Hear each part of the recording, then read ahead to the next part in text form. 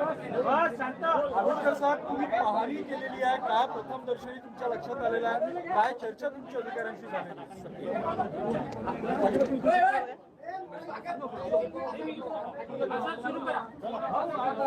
आताच अमरावतीमध्ये झालेल्या घटनेनंतर आता प्रत्यक्ष स्थळी आम्ही स्वतः इथं आलो. माझ्यासोबत सचिव महोदय, सर्व सामान्य लोकप्रतिनिधी आहेत. प्रत्यक्ष पाहणी केल्यानंतर ज्या पद्धतीची भीषणता दिसते ती अतिशय दुर्दैवी आहे, दुर्भाग्यपूर्ण आहे. खरं तर आता प्रत्यक्ष पाहणी आपण केली, त्या स्पॉटची पाहणी केल्यानंतर ज्या पद्धतीची घटना घडली ती निश्चितपणाने अतिशय दुर्भाग्यपूर्ण आहे. या सगळ्या प्रक्रियेमध्ये ज्या ज्या पद्धतीच्या एकूणच अनियमितता झाल्या असतील त्या सगळ्या अनियमितता सुद्धा गंभीर आहेत. खरं तर अशा पद्धतीची घटनाच घडायला नको, कारण 2 वर्षापूर्वी आम्ही हॉस्पिटल बांधलं आणि मग त्याच्यानंतर अशा गोष्टी होणं हे आमच्या दृष्टिकोनातून सुद्धा ते चुकीचंच आहे. फक्त प्रश्न असा आहे की नेमकं तो जो झालेली घटना आहे 3-3:30 वाजता रात्री झाली, त्या 3:30 वाजता झालेल्या घटनेचं नेमकं कारण काय आहे हे सुद्धा आपण घेतलं पाहिजे. आणि मी आपल्याला सांगतो की ते कारण शोधणं आणि त्या कारणाप्रमाणे ज्या गोष्टी आवश्यक आहेत त्या ज्या गोष्टी आवश्यक आहेत ज्या गोष्टींच्यामुळे घडलंय या सगळ्या गोष्टीची शहानिशा करण्यासाठी आपण एक कमिटी आयुक्तांच्या अध्यक्षतेखाली नेमतोय. या आयुक्तांच्या खालच्या अध्यक्षतेखालील कमिटीमध्ये एका बाजूला MSCBचे आपले इलेक्ट्रिकलचे चीफ इंजिनियर असतील, दुसऱ्या बाजूला एम्स सारख्या संस्थेतले सुद्धा नामवंत असतील, DMARचे सुद्धा एक्सपर्ट असतील की ज्या कमिटीनं पुढच्या आठवड्यात कोण दोषी आहे याच्याबद्दलची स्पष्टता त्या अहवालामध्ये येईल. त्या अहवालानंतर जे याच्यामध्ये ज्यांनी याच्यामध्ये दुर्लक्ष केलं असेल, ज्यांच्यामुळे या घटनाक्रमाला जे जबाबदार असतील. प्रथम दर्शनी क्या लगा आपको, किससे आग लगी होगी करके? प्रथम दर्शनी आग क्यों लगी? हिंदी में एक निवेदन करा, हेच निवेदन हिंदी में करा.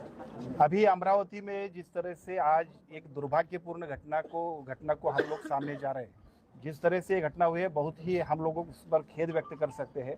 जिस तरह से हम लोगों ने लोगों के लिए एक अच्छी हॉस्पिटल हम लोगों ने शुरू किया है और शुरू करने के बाद ये ऐसी घटना घट जाएगी तो ये बहुत ही दुर्भाग्यपूर्ण घटना है. इस घटना को जो जिम्मेदार होंगे उनके लिए आज ही हम एक कमेटी बिठाएंगे. कमिश्नर हेल्थ और साथ ही साथ एम्स के उसके मेंबर हो गए, DMAR के एक्सपर्ट हो गए, साथ ही साथ उसमें इलेक्ट्रिकल के चीफ इंजीनियर हो गए. 7 दिन में ये कमेटी अपनी जांच रखेगी और जिस जांच में जो कुछ उसमें फाइंडिंग्स आएंगे उस फाइंडिंग्स के आधार पर हम लोग उन पर कार्रवाई करेंगे. सर, इन्क्युबेटरचं टेंडर कोणाला होतं त्याची चौकशी केली जाणार आहे का? याला फायर सेफ्टीच्या काही गोष्टी नव्हत्या? कारण की 2022 मध्ये जेव्हा फुटलेलं होतं हे व्हेंटिलेटर, त्याच कंपनीचं व्हेंटिलेटर आता सुद्धा फुटलं, त्यामुळं 2022 ची पुनरावृत्ती आता सुद्धा झाली आहे. नाही, या सगळ्याच गोष्टीची चौकशी होईल. मुळातच फायर सेफ्टीचे नॉर्म्स आणि त्याचं ऑडिट झालं असेल तर ते कसं झालं, पार्ट फर्स्ट आहे. मशिनरी जर असतील तर त्या मशिनरी अशा पद्धतीच्या योग्य होत्या की अयोग्य होत्या, या सगळ्या गोष्टींची चौकशी होईल. या 8 दिवसांच्या मध्ये या सगळ्या चौकशीच्या अहवालामध्ये प्रत्यक्षात सगळे एक्सपर्ट्स आपल्या करेक्ट अशा पद्धतीच्या ओपिनियनने आपली फाइंडिंग्स काढतील. त्या फाइंडिंग्स प्रमाणे त्या सगळ्यांच्या वरती आपण आरोप निश्चिती करणार. फायर फॉगस जे होते ते सुद्धा बंद होते. जर फायर फॉगस सुरू असते तर काही प्रमाणात आग विझली असती. अगदी बरोबर आहे. एखादी ज्या वेळेला आपण ही आस्थापना सुरू करतोय त्यावेळेला त्या आस्थापनेमध्ये ह्या सगळ्या गोष्टी असणं अपेक्षितच आहे. आणि जर ते झालं नसेल चालू तर का नाही झालं चालू, पण प्रत्यक्ष याच्याबद्दलची जी काही एक्सपर्टची टीम आहे त्या एक्सपर्टच्या टीमचं ओपिनियन घेऊन आपण त्याच्यावरती पुढे सर स्प्रिंकलर के अलावा पहले सर उसका सायरन भी बस सर एक मिनट सर वो सायरन भी नहीं बजा क्या सर सायरन भी नहीं बजा क्या धुएं को लेके आता है? धुएं को लेके जो सायरन बजता पहले वो सायरन भी फेल था क्या? पानी तो दूसरा पार्ट है, उसके पहले पार्ट यदि धुआं निकलता तो सायरन भी आता है. बिल्कुल ठीक है. सायरन बिल्कुल आप बराबर बोल रहे हैं. सायरन तो पहले बजना ही चाहिए, उसके बाद स्प्रिंकलर की बात आएगी. ये दोनों अगर नहीं हुआ है तो उसके लिए भी जो कुछ प्रॉब्लम है उस प्रॉब्लम के मूल तक जाएंगे और हम लोग उस पर कार्रवाई करेंगे. मुख्य कारण कुछ मालूम पड़ा कि आग क्यों लगी? आज अभी हम नहीं कह सकते, एक्सपर्ट की टीम. कहानियां जो चल रही है उसमें सर के वेंटिलेटर फूट गया, वेंटिलेटर ब्लास्ट हो गया, हाँ, इसमें कितनी सत्यता है? वेंटिलेटर के ब्लास्ट होने के क्या उसमें कोई भी ऐसा ज्वलनशील पदार्थ या गैस नहीं है, उसमें चैम्बर नहीं है कोई भी, यानी कोई बात को छुपाया जा रहा है कि वेंटिलेटर को सामने रख के? आणि ज्या कंपनीचे व्हेंटिलेटर सातत्याने आपण घेतो आहे आणि जिथे आता घटना घडलेल्या आहेत त्या लहान मुलांच्या असुरक्षता विभागात घडलेल्या आहेत तिथेच व्हेंटिलेटर मध्ये प्रॉब्लेम येतो आहे. आणि 2023 मध्ये पण याच कंपनीला गोंदिया में भी यही आया था प्रॉब्लम 2023 मध्ये पण त्यांनी चालवलं. तरी परत गंडा कंपनीचा व्हेंटिलेटर चिलर कंपनी चिलर नहीं, लेकिन वेंटिलेटर में आग लगने के लिए कुछ नहीं है ना, वेंटिलेटर क्यों सामने आ रहा? वेंटिलेटर में आग लगने के लिए ऐसा कुछ नहीं है सर। व्हेंटिलेटर कोई त्यांना बोलू दे ना बोलू दे ना त्यांना बोलू दे. नाही, माझी आपल्या सगळ्यांना विनंती आहे की जी घटना घडली ती अतिशय दुर्दैवी आहे. त्या घटनेतल्या दुर्दैवीपणातनं काही गोष्टी आम्हाला शिकाव्या लागतील आणि काही गोष्टींबद्दल जे याच्यामध्ये दोषी असतील त्यांना सुद्धा जबाबदार धरावं लागेल. मग व्हेंटिलेटरचा विषय असेल, इलेक्ट्रिसिटीचा विषय असेल, आमच्या यंत्रणेतले दोष असतील, जे दोषी असतील त्या कुठल्याही दोषीची गय केली जाणार नाही. कारण जी घटना घडली आम्ही बाकी सगळं करू, परंतु त्या 3 मुलांचं आणि त्यांच्या कुटुंबियांना आम्ही नाही काय करू शकत. याच्या इतकं दुर्दैवी दुसरं कुठलंच नाही. समितीमध्ये मग त्यांचे डॉक्टर वगैरे गेले. हो, हा? त्यांना टेंडर दिलं होतं, त्यांना ब्लॅकलिस्ट करण्यात येईल. बिलकुल. टेंडर कुठून घेतलं? सर एक रिक्वेस्ट है, इसमें क्या जिला कोई एखादा पत्रकार आपकी समिति में नहीं आ सकता? टेंडर किती टेंडर होतं हे संपूर्ण महाराष्ट्र. या सगळ्या गोष्टींची माहिती येईल आपल्या समोर. टेंडर जे असेल त्याच्यामध्ये जे दोषी असतील त्या सगळ्यांच्या वरती कारवाई होईल. ती कारवाई व्हावीच लागेल, कारण अशा घटना सर, विशेष म्हणजे सर 6 तारखेला वॉरंटी पिरियड मध्ये ते व्हेंटिलेटर होतं. 6 तारखेला संबंधित कंपनीकडून ते तपासणी करून घेतलं गेलं आणि आज आता 21 तारखेला 15 दिन बाद ही घटना घडलेली आहे. ते कंपनीचे अधिकारी येऊन तपासून गेलेले आहेत, तरी प्रॉब्लेम झालेला आहे. तर तुमच्या चौकशीमध्ये हाही मुद्दा अधोरेखित कराल भविष्यामध्ये. 6 तारखेला 6 तारखेला येऊन गेलेले आहे. इंस्पेक्शन हो गया उसका 6 तारीख को। अच्छा 15 दिन बाद ये वापस प्रॉब्लम आता है। सर फायर ऑडिटचं या कंपनी 21/8 ला आमचं फायर ऑडिट संपलं होतं. त्यानुसार मनपाने वारंवार 17 तारखेपासून यांना नोटिसा दिल्या होत्या, तरी 21 तारखेला फायर 23 तारखेला ही घटना घडली. 17 तारखेला फायर ऑडिट संपल्याची मुदत फायर ऑडिट नाही आहे. आणि सीएस कार्यालयाने ते पीडब्ल्यू ला पण कळवलं, पण त्याच्यानंतरही त्याची दखल घेतल्या गेली नाही असा एक मुद्दा आमच्या ऑब्झर्वेशन मध्ये आला. तुमची काय माहिती आहे त्यात? शासकीय यंत्रणेतल्या सगळ्या आस्थापनांच्या मध्ये मध्य टप्प्यात ज्या पद्धतीची भंडाऱ्याची घटना घडली, त्याच्यापूर्वी काही खासगी हॉस्पिटलमध्ये घटना घडल्या, त्यानंतर ऑडिट आपल्याला फायर ऑडिट बद्दलचे आपले रूल्स क्लिअर आहेत. केवळ आपल्याकडे नाही तर प्रायव्हेट मधल्या हॉस्पिटलमध्ये सुद्धा याबद्दलची स्पष्टता घेतल्याशिवाय आम्ही सगळ्या त्या हॉस्पिटलला परमिशन देत नाही. अशा वेळेला शासकीय हॉस्पिटलमध्ये हे होण्यासाठी उशीर झाला असेल, फायर ऑडिटचं जे काय आपल्याला परत त्याच्याबद्दल ते सर्टिफाय करायला पाहिजे होतं त्याच्यामध्ये उशीर झाला असेल, तर या सगळ्या गोष्टींची सुद्धा या कमिटीच्या माध्यमातून चौकशी होईल. त्या चौकशीमध्ये जे यंत्रणांमधले लोक सुद्धा जर काय याच्यामध्ये डिले केला असेल, जाणीवपूर्वक दुर्लक्ष केलं असेल, तर या सगळ्या गोष्टी सुद्धा त्या अहवालात येतील आणि त्याप्रमाणे त्याच्यावर जिल्हाधिकारी महोदय आहे म्हणून तुमच्या सुट्टीला उपस्थित आहे म्हणून विचारतो. माहिती अशी आहे की जेव्हा सीएस कार्यालयाने पीडब्ल्यू ला हे कळवलं की आमचं संपलेलं आहे, मुदत संपलेली आहे, त्यावेळेला निधी नाही अशी काहीतरी कारण देऊन ते टाळल्या गेलं आतापर्यंत अशी माहिती आहे. त्या संदर्भात निधी नसेल आणि म्हणून जर फायर ऑडिट रिनोव्हेशन नूतनीकरण होत नसेल तर मग ती जबाबदारी मग प्रशासनाची धरून कसं चालणार?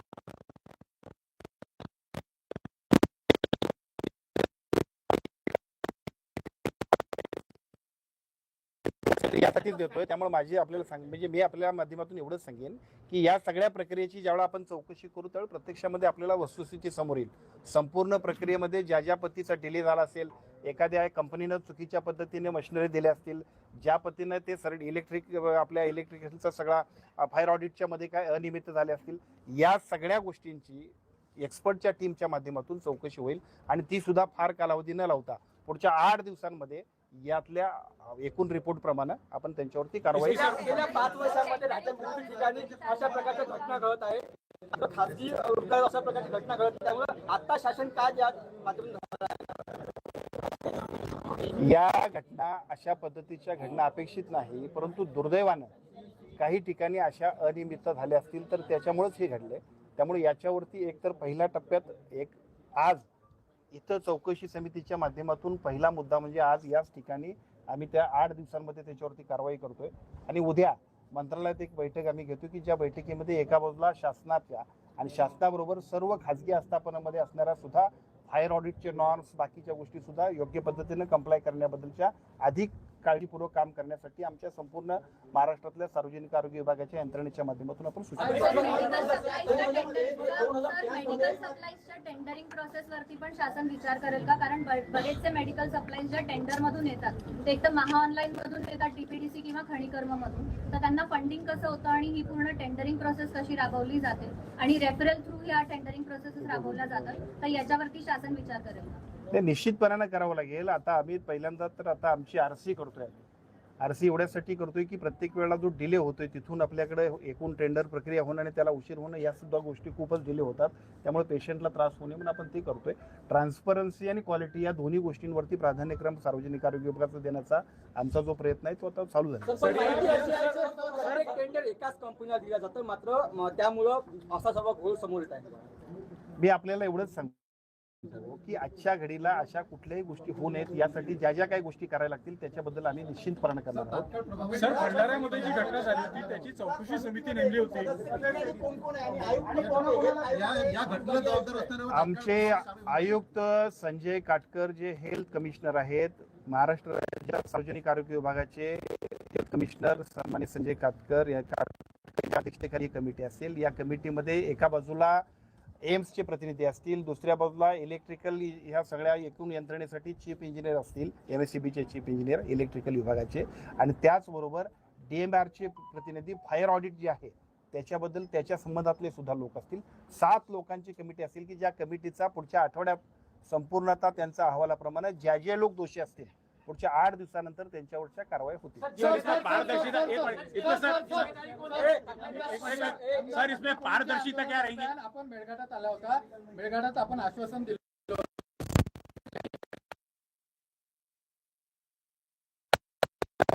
असं आपण आश्वासन दिलं होतं, मात्र चुरणी ग्रामीण रुग्णालयात डॉक्टर उपलब्ध नसल्यामुळे तिथल्या एका आदिवासी विद्यार्थ्याचा मृत्यू झालाय. तुम्ही कसं पाहताय? सर, रात्रीच्या वेळी तो जेव्हा रुग्ण गेला होता त्यावेळी अक्षरशः दरवाजा उघडला नव्हता रुग्णालयाचा, असं देखील समोर आलेलं आहे. तक्रार त्याच्या वडिलांनी केलेली आहे. मागच्या वेळेला ज्यावेळी मी मेळघाटला आलो होतो, मला वाटतं की मेळघाटला आलो होतो त्यावेळेला सुपर स्पेशालिटीला सुद्धा उशिरा रात्री आलो होतो. त्याच वेळेला ज्या ज्या डॉक्टरांच्याकडून अनियमितता होते अशा लोकांच्यावरती आपण कारवाई केल्या होत्या. महाराष्ट्रामध्ये गेल्या वर्षभरामध्ये ज्या लोकांनी अशा पद्धतीनं गैरहजर राहत आहेत असे 500 लोक आपण काढले. पुढच्या 500 लोकांना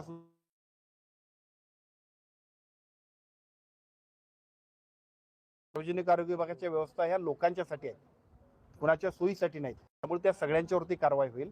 पार्ट सेकंड, आता 1400 डॉक्टरांची जी भरती करतोय त्याच्या 1400 मधले त्याची प्रायोरिटी ही आम्ही आदिवासी भाग करतोय आणि त्याच्यानंतर डोंगरी भाग करतोय. त्याच्या पाठीमागचं कारण असं आहे की आम्ही आदिवासी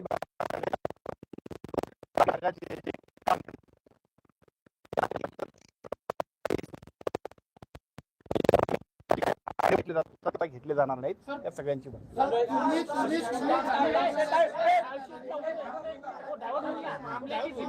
इस मामले की जिम्मेदारी प्रशासन या शासन ले रहा है?